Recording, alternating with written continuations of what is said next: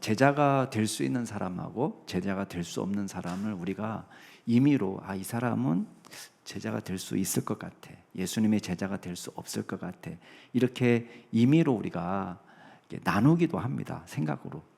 그렇지만 제가 목회에서 목회 경험상 이렇게 보니까요, 이 사람은 제자가 될 수 없을 것 같아, 또 이 사람은 제자, 진짜 그리스도의 제자, 이게 딱 맞지 않더라는 거예요. 제 마음속에 이분은 정말 그리스도의 제자다라고 생각했던 분이 어떤 때는 큰 어려움 없어도 이게 우리가 생각할 때는 이거 이렇게까지 큰 어려움은 아닌데, 그런데 그것 때문에 넘어지는 경우를 보게 됩니다. 근데 어떤 경우는 이분은 정말 예수 설렁설렁 믿을 것 같아 했던 사람이 예수님을 깊이 경험하고, 그리고 우리가 생각하는 것 이상의 헌신으로 나아가는 것을 경험하게 됩니다. 그래서 이 구원의 공식이라는 것이 딱 맞지 않는다. 우리가 지난번에 보았습니다만 누가복음 18장에 나오는 부자는 어떤 사람입니까? 젊은 나이에 관리고 부자가 되었습니다. 또 십계명도 지켰다고 자부할 만큼 윤리도덕적으로 자타가 공인하는 거룩한 사람이에요. 근데 그 사람을 우리가 천국 가서 만날 수 있을까요?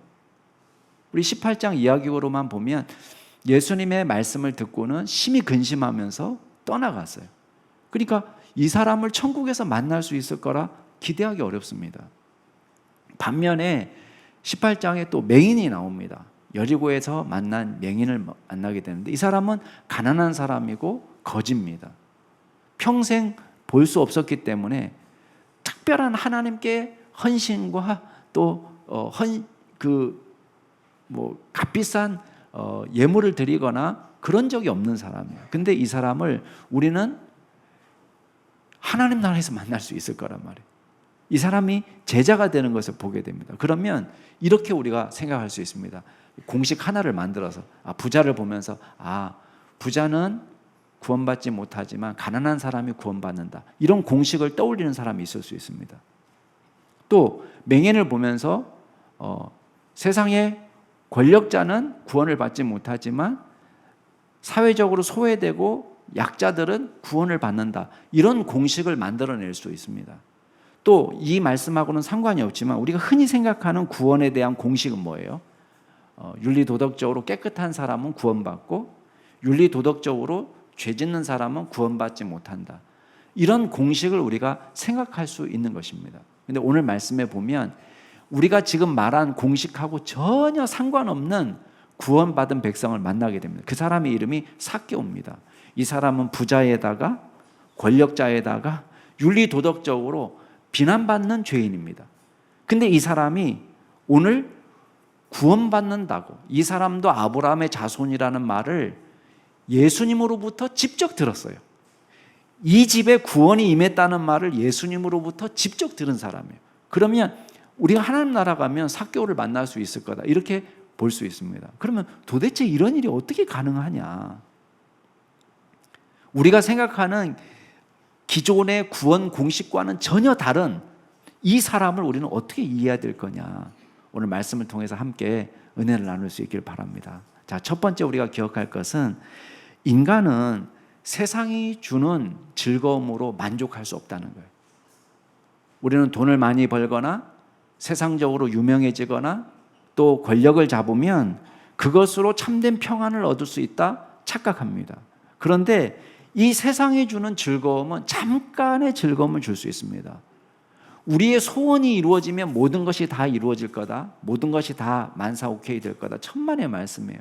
우리는 우리의 기도대로 우리의 소원대로 모든 것이 다 되어도 마음의 공허함을 우리가 무시할 수가 없는 것입니다. 오늘 말씀을 보면 삭개오가 나옵니다. 이 사람은 세리장이고 부자입니다. 여리고에 사는 사람, 여리고에는 이 국경 도시이기 때문에 세관이 있었는데요, 이게 교통의 중심지예요. 그래서 이곳에 부가 집중이 됩니다. 그러면 돈이 몰리는 곳에는 또 뭐가 생깁니까? 세수가 생기는 거예요. 세금을 걷어들일 수 있는 여러 요인들이 많이 생기잖아요. 그러니까 이 사람은 세리고 거기다가 세금 걷는 세리고 세리 중에서도 세리장입니다. 세리장은 뭐냐면 판매세나 관세나 걷어들이는 밑에 자기 밑에 딸린 세리가 또 있어요. 그래서 이 세리들이 활동하면서 이제 수수료를 이 세리들로부터 받는 거예요. 말하자면 오늘날로 하면 대리점 같은 역할을 하는 거죠, 이 사람이. 그러니까 자기 밑에 거느리는 사람이 많기 때문에 굳이 부정을 저지르지 않아도 그냥 자연스럽게 부자가 될 수 있는 사람입니다. 근데 이 사람이 정직하게만 돈 벌었을까요? 그렇지 않았을 거예요. 부와 지위를 동시에 거머쥐고 있습니다. 근데 이 사람이 별로 행복해 보이지 않습니다.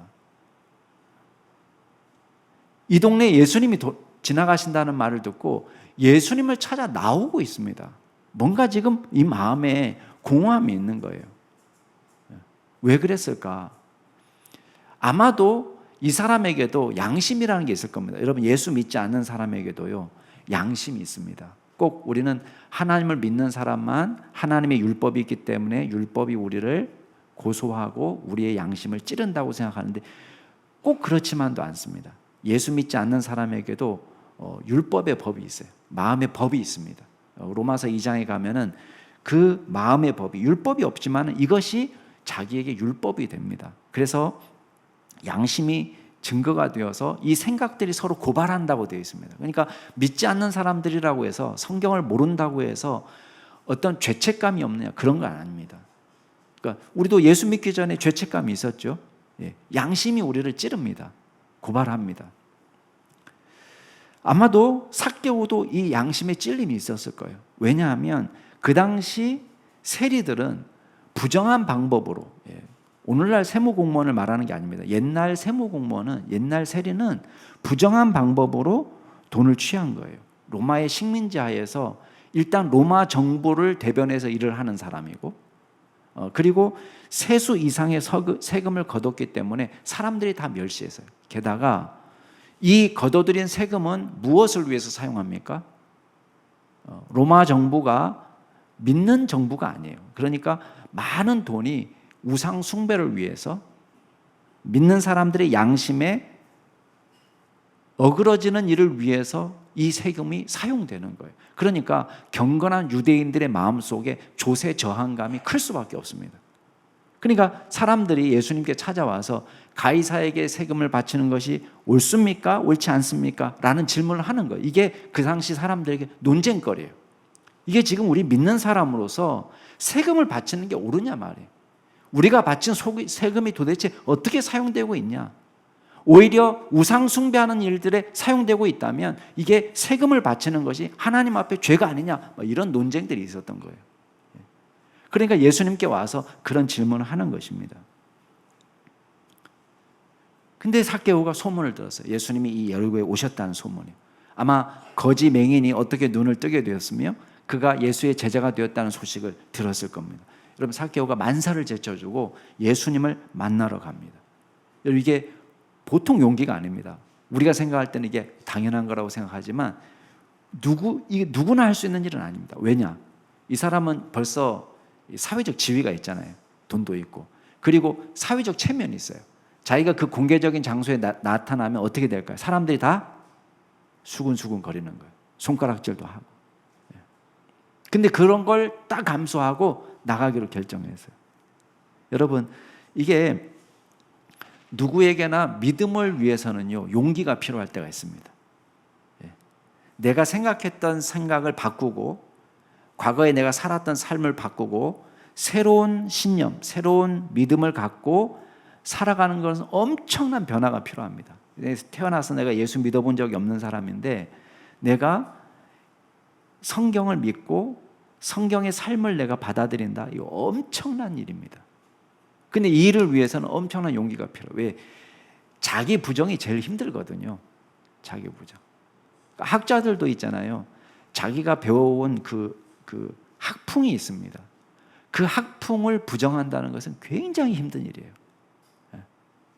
그건 보통 충격이 아니면 자기가 배운, 자기가 오리엔테이션 된 이 학풍을 바꾸는 것은 어마어마한 사건입니다. 신학자들한테는요, 자기의 신학을 바꾸는 것은 어마어마한 사건이에요. 이게 쉽게 일어나지 않습니다. 근데 이 삭개오가 다른 사람들이 나를 향한 시선, 사회적 체면 이런 거 다 뒤로 하고 지금 믿음의 자리로 나오고 있는 거예요. 예수님 만나보고 싶어 나왔는데 이거 쉽습니까? 아이고 쉽지가 않아요. 인산인해를 이뤘는데 키가 특별히 작았어요, 삭개오가. 그러니까 이건 뭐 예수님을 얼굴만이라도 보고 싶은데도 이게 만만치가 않은 거예요. 그 여러분이 잘 아는 대로 어떻게 합니까, 삭개오가? 먼저 막 예수님이 지나갈 것 같은 자리로 막 뛰어갑니다. 먼저 가가지고 거기 미리 자리 잡고는 키가 작으니까 우리 옛날 개역 성경에는 뽕나무로 올라갔다고 그러는데 우리 지금 성경에는 뭐라고 되어 있습니까? 돌무화과 나무라고 되어 있어요. 예. 아마 우리나라에 없는 나무이기 때문에 이게 제일 비슷한 나무 이름을 붙이다 보니까 이렇게 된 건데, 자, 돌무화과 나무로 올라갔다는 거예요. 제법 튼튼하고 이제 올라가 가지고 자리 잡기에 좋은 나무예요. 그곳에 올라가서 지금 예수님이 지나가는 것을 기다리고 있습니다. 여러분, 이렇게까지 열심히 있을까? 왜 그랬을까요? 여러분, 인간은 아까도 말씀드린 것처럼 단순히 생리적인 욕구나 정서적인 만족으로는 이 영적 공허함을 채울 수가 없어요. 육체의 만족이 필요합니다. 그죠? 먹고 잘 자고 잘 쉬고 이게 다 육체적인 욕구입니다. 이게 잘 채워지는 것도 중요해요. 정서적인 만족을 누리는 것도 중요하죠. 그죠? 내가 안전하다고 느끼는 거, 편안함을 느끼는 거, 사랑을 받는 거, 인정받는 거, 이게 다 정서적인 욕구예요. 이 정서적인 욕구가 만족되는 것도 중요합니다. 그런데 인간은 처음부터 하나님께서 우리를 만드실 때 영적인 존재로 만드셨습니다. 영적인 존재로 만드셨다는 것은 생리적인 욕구가 만족되는 것만으로는, 또 정서적인 욕구가 만족되는 것만으로는 만족할 수 없다는 거예요. 깔백은 우리 가운데 하나님께서 종교의 씨앗을 심어줬다고 말하고 있습니다. 그러니까 참 하나님을 만나기 전까지는 마음에 계속 불안한 거예요. 그러니까 참 하나님을 잘 모르는 사람들은 뭐라도 믿어야 돼요. 뭐라도. 그게 무슨 달걀 귀신이든지 뭐 선앙당이라든지 뭐라도 붙잡아야 돼요. 뭐라도. 그러니까 이 세상에 종교 없는 사회는 없습니다. 한번 보세요. 아무리 꼴짝에 들어가도, 그렇죠? 아무리 뭐 빨가벗고 살고 있는 식인종을 만나더라도 그 안에 뭐가 있습니까? 종교가 있어요. 종교가 없는 민족, 종교가 없는 동네는 없습니다. 종교가 없던 시대는 없습니다. 왜 그러냐? 진짜 하나님을 만나지 못하면 무슨 돌멩이라도 만들어서, 나무 조각이라도 만들어서 섬기고 싶은 이 종교의 씨앗을 하나님 만들어 놨어요. 계속 방황하는 거예요.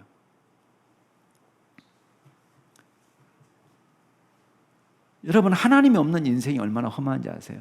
여러분, 시편 기자가 이렇게 말합니다. 하나님도 없다. 생각해 보세요. 구원도 없다.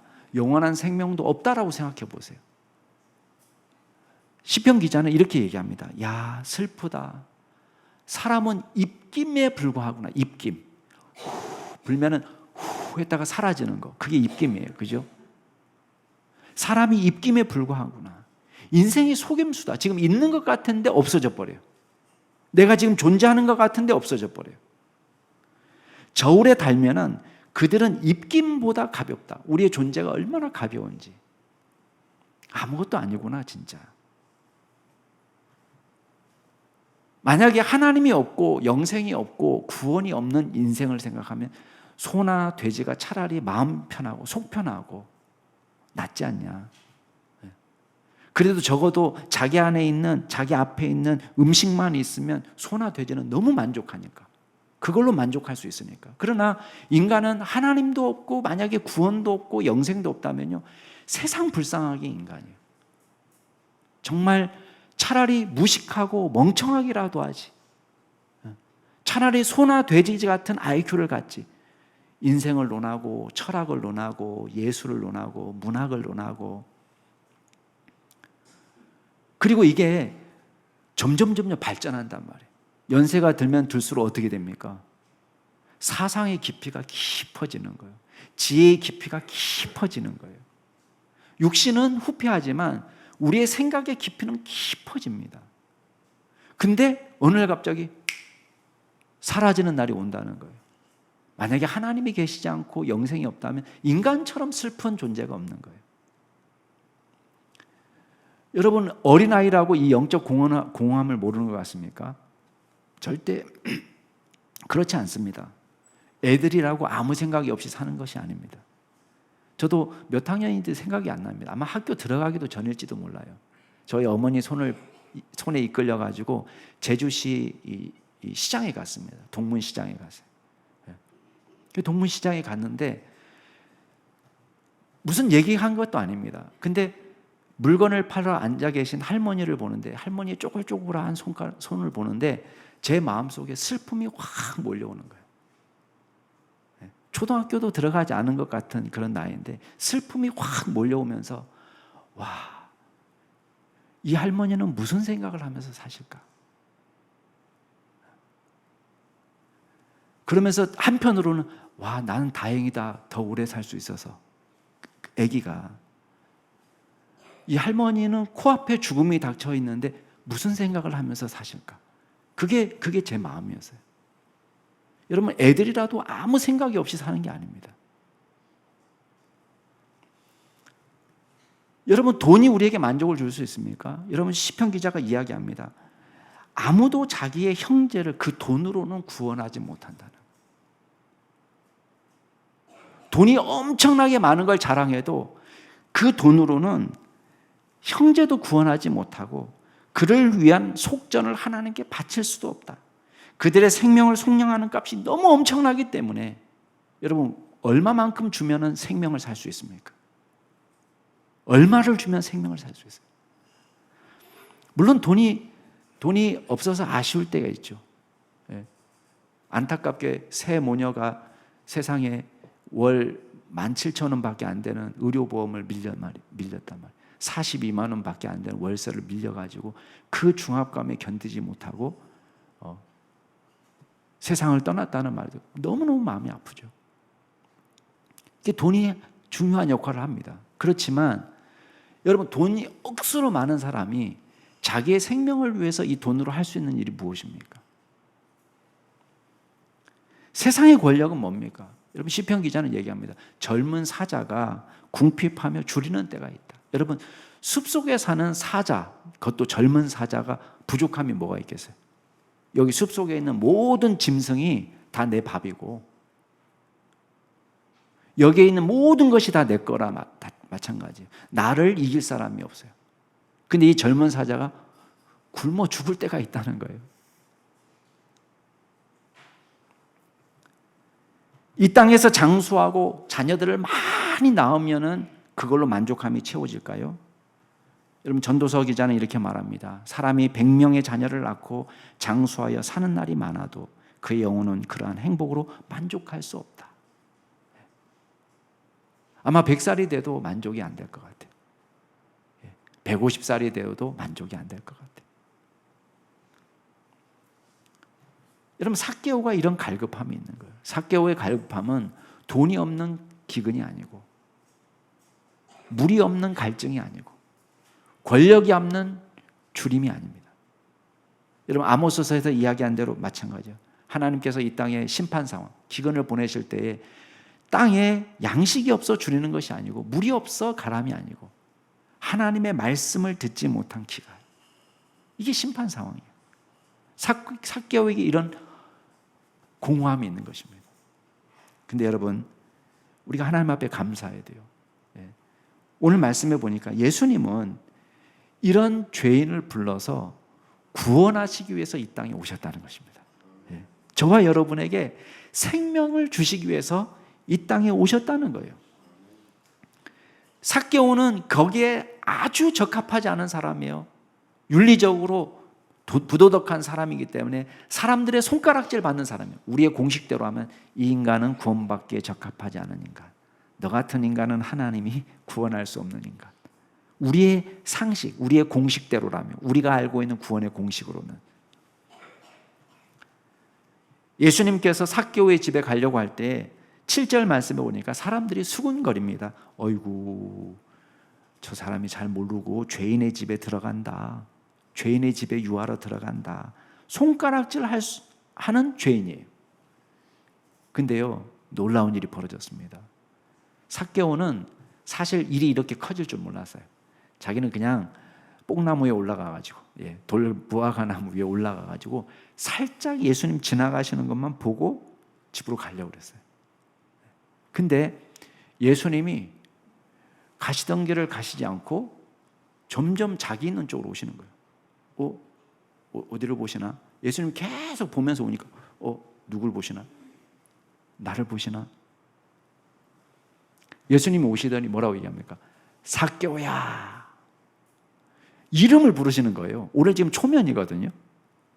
첫 만남인데 마치 오랫동안 아셨던 분처럼 삭개오야 이름을 부르는 거예요. 속히 내려와라. 그 다음 말이 더 중요해요. 내가 오늘 내 집에 유하여야 하겠다.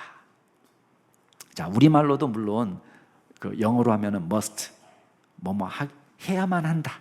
이렇게 이제 나와 있지만 원문 성경에 보면은 이게 마땅히 꼭 해야 될 당위를 말하는 거예요. 그러니까 쉽게 말하면 이 여리고에 지금 이 수많은 사람들이 있는데 예수님은 너희 집에 반드시 가야만 하는 것이 내 일이야 라고 말씀하시는 거예요. 그냥 한번 들러볼까가 아니에요. 삭개오의 집에 가는 것이 마땅히 해야 될 일. 그러면서 예수님이 이 땅에 오신 목적을 이렇게 얘기합니다. 자, 10절 말씀, 우리 좀 순서를 바꿔서 10절부터 하겠습니다. 자, 이 땅에 오신 목적을 뭐라고 얘기하시냐? 10절 같이 읽겠습니다. 시작. 인자가 온 것은 잃어버린 자를 찾아 구원하려 함이니라. 이게 예수님이 이 땅에 오신 목적이라는 것입니다. 그 목적은 뭐냐?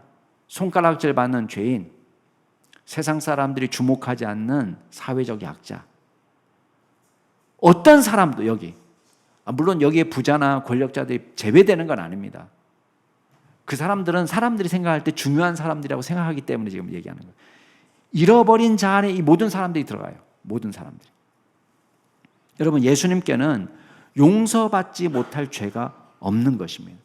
예수님이 품지 못할 죄는 없습니다. 여러분들이 과거에 어떤 죄를 지었건 상관이 없어요. 예수님이 주변에는 수많은 죄인들이 늘 따라다녔습니다. 예수님의 제자 가운데 세리마태가 들어있습니다. 바리새인 시몬의 집에 초대를 받아서 식사할 때에 옥합을 와서 깨뜨렸던 그 여인도 사람들이 손가락질하는 심각한 죄인입니다. 그 사람도 죄사함을 받았습니다. 예수님의 유일한 관심은 뭐냐? 저와 여러분의 영혼의 문제예요. 육신의 문제에 관심이 없다는 뜻은 아닙니다. 그러나 육신을 치유하시고 육신의 필요를 채워주시는 것도 결국은 무엇을 위해서다? 저와 여러분의 영혼을 구원하기 위해서. 중풍병자가 치유받는 것도 중요하지만 이 사람아 내 죄사함을 받았느니라. 이게 더 중요한 거예요. 저와 여러분의 어떤 죄도 진심으로 회개할 때 예수님께서는 용서해 주십니다. 우리는 전부 다 실수투성입니다. 문제투성이로 살았습니다. 죄악 덩어리로 살았습니다. 우리의 생각이 하나님의 생각과 너무 달랐습니다. 우리의 계획이 하나님의 생각과 다릅니다.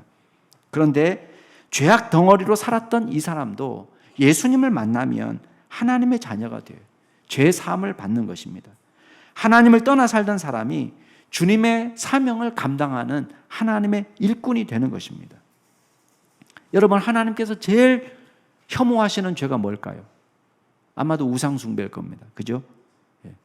우리를 낳아주시고 길러주신 부모님을 거역하는 것도 죄지만 우리를 만드시고 우리에게 생명 주시고, 여러분의 생명 어디서 왔습니까? 부모님으로부터 받았습니다. 그 부모님은 누구로부터 생명을 받았습니까? 그 부모님의 부모님. 이렇게 따지고 들어가면 원초적인 생명을 주신 분이 계신 거예요. 믿지 않는 사람도 다 인정하는 거예요. 그죠? 뭘 인정합니까? 이 땅에, 이 지구에 사람이 없었던 때가 있었다. 그거 믿지 않는 사람도 다 인정하는 거예요. 도대체 이 땅에 사람이 없었는데 어떻게 사람이 생겼냐? 그거는 조금 이제 믿느냐 믿지 않느냐에 따라서 얘기가 달라집니다. 근데 다 인정하는 건 뭐예요? 다. 모두가 다. 우리가 다 인정하는 거는 이곳에 인간이 없었던 때가 있었다는 거예요. 생명이 어떻게 왔냐? 여러분의 생명이 어디서 왔습니까?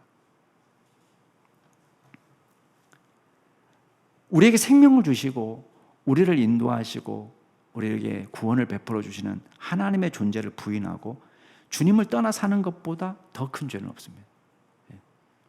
어리석은 자는 말합니다. 하나님이 없다. 자, 그렇다면 하나님 없는 걸로 계산하고 설명을 해야 돼. 이 세상을. 이 세상을 하나님이 없다라고 생각해서 설명을 해봐야 돼요. 당장 부딪히는 것이 도대체 이 생명이 어떻게 시작이 되었지? 우리는 왜 이렇게 만들어졌을까? 누군가가 디자인한 것처럼 아주 정밀하게 설계한 것처럼 어떻게 이렇게 만들어졌을까? 우연이 됐을까? 이상하게 우리가 생각하는 우리가 발견하는 우연은 전부 다 망가뜨려지는 우연이에요. 그죠? 어때요? 더 좋아지는 우연이 있습니까? 아니면 망가지는 우연이 있습니까? 망가지는 우연만 있어요. 처음에 여러분들이 다 와서 경건하게 앉아 있다가 세월이 가면 갈수록 어떻게 되죠? 이렇게 되고 눈도 감기고 막 어떻게 다 막 점점 시간이 갈수록 질서가 잡히나요? 아니면 시간이 갈수록 무질서해지나요? 시간이 갈수록 우리가 경험하는 것은 닳아지고 낡아지고 망가지고 부서지고 우리는 시간이 갈수록 점점 새거가 되고 막 윤기가 나고 더 고차원적인 발전이 일어나고 이런 거를 보는 게 아니에요. 우리가 보는 우연은 뭐냐면 시간이 지나면 지날수록 낡아지고 해체되고 분해되고 못쓰게 되고 망가지고. 오늘 제가 이 얘기 하려고 한 건 아닌데 여러분 보세요. 우리는 하나님을 믿되 온전히 믿지 못합니다. 이사야가 말합니다. 야, 너희들이 쇼하러 내 앞에 보이러 교회 온다. 성전에 온다. 마당만 밟는다. 여러분 우리의 신앙이 어때요? 여러분의 신앙은 안전합니까? 점점 세월이 갈수록 영적으로 깊은 곳으로 가는 것 같습니까? 아니면 옛날이요 이러고 있습니까? 잘 생각해 보세요.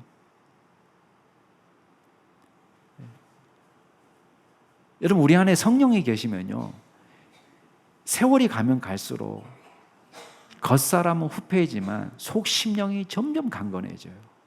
주님과 깊은 만남으로 갑니다. 그러나 여러분 낙심하지 마세요.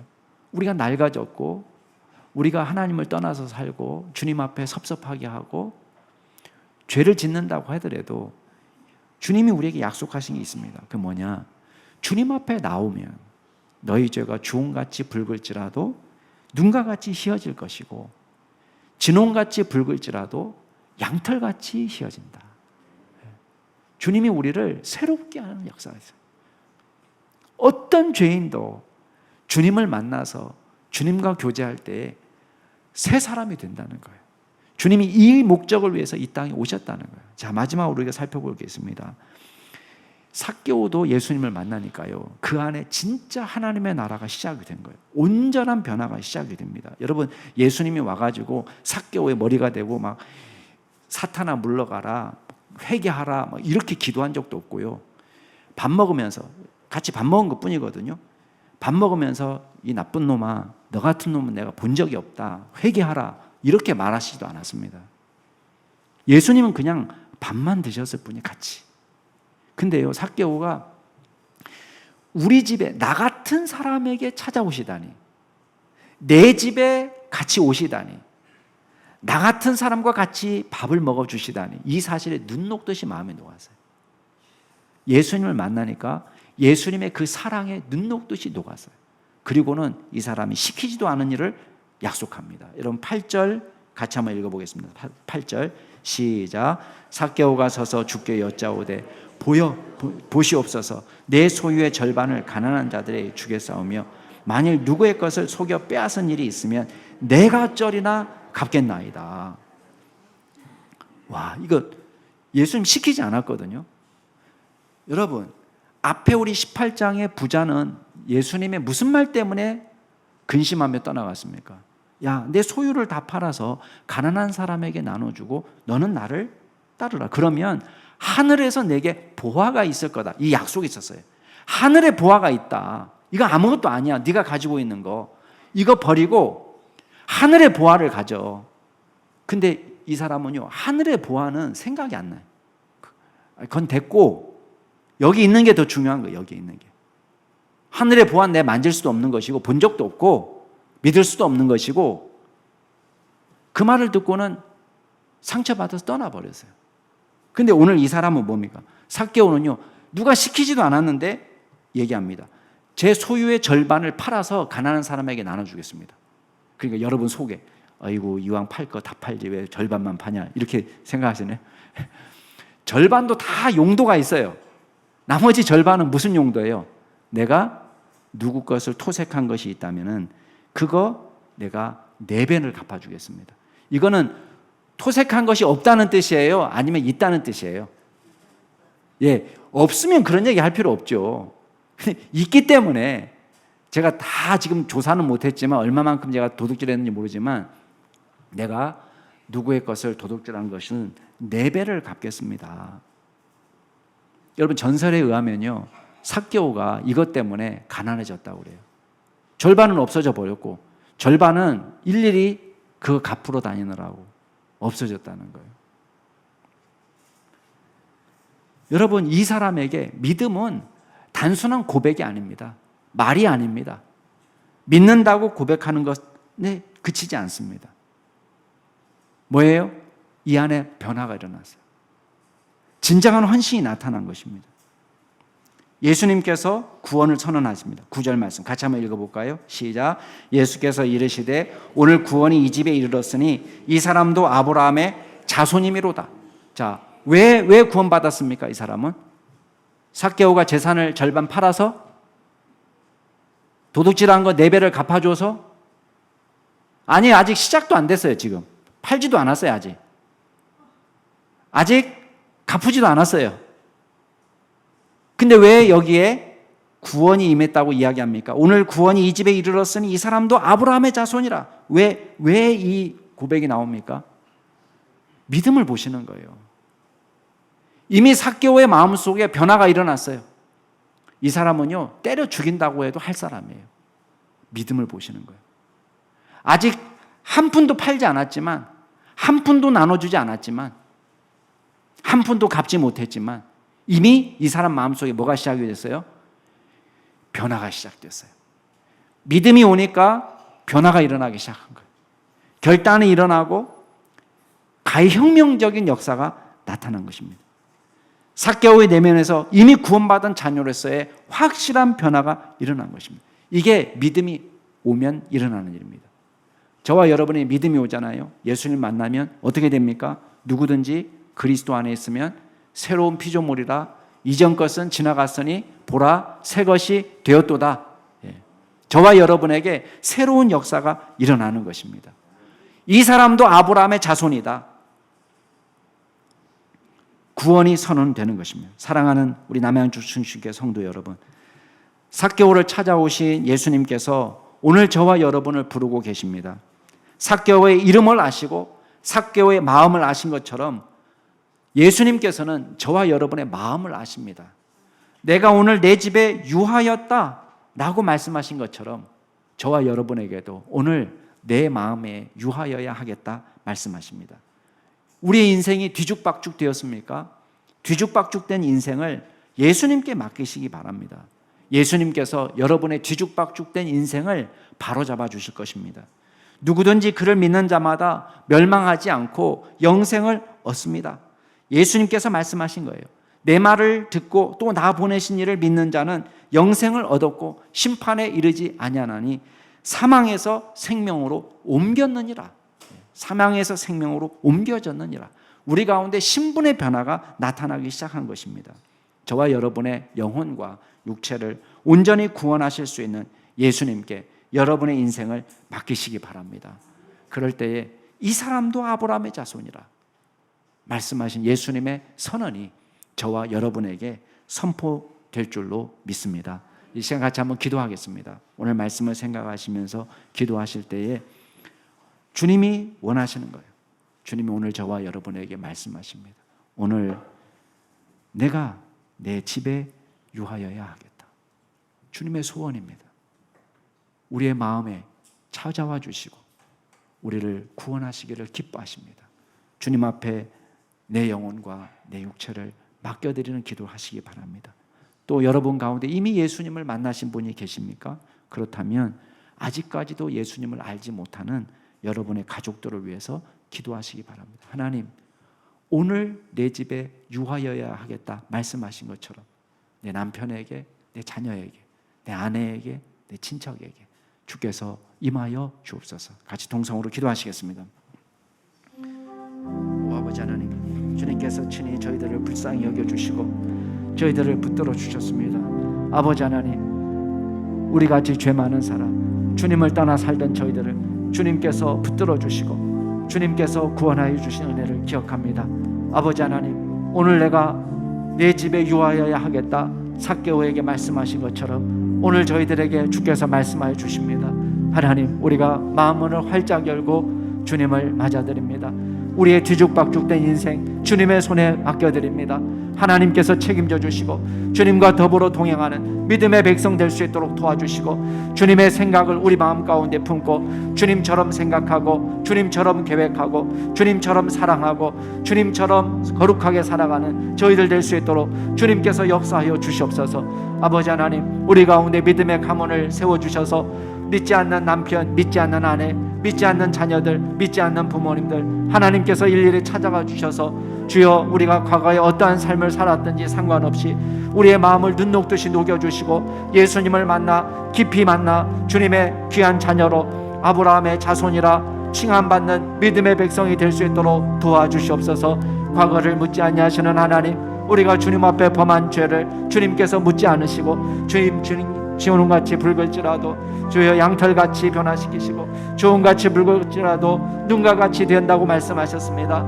아버지 하나님께서 약속하신 대로 우리의 죄악을 맑게 씻어주시고 주님께서 흔적도 없이 사라지게 하셔서 주님의 백성으로, 하나님의 의의 백성으로 주님의 심판대 앞에 설 수 있는 저희들 될 수 있도록 주님께서 역사하여 주시옵소서. 그리하여 주님, 우리 가운데 놀라운 새 삶이 시작되게 도와주셔서 삭개오에게 일어났던 놀라운 헌신과 새 변화의 역사가 우리 가운데도 나타날 수 있도록 주님 인도하여 주옵소서. 그리하여 우리의 힘으로 인생을 사는 것이 아니라 주님께서 우리의 인생의 주인이 되셔서 주님과 더불어서 인생을 살아갈 수 있는 믿음의 종들이 될 수 있도록 주님께서 역사하여 주시고 날마다 감사와 예배가 끊어지지 않는 믿음의 종으로 살게 하여 주시옵소서.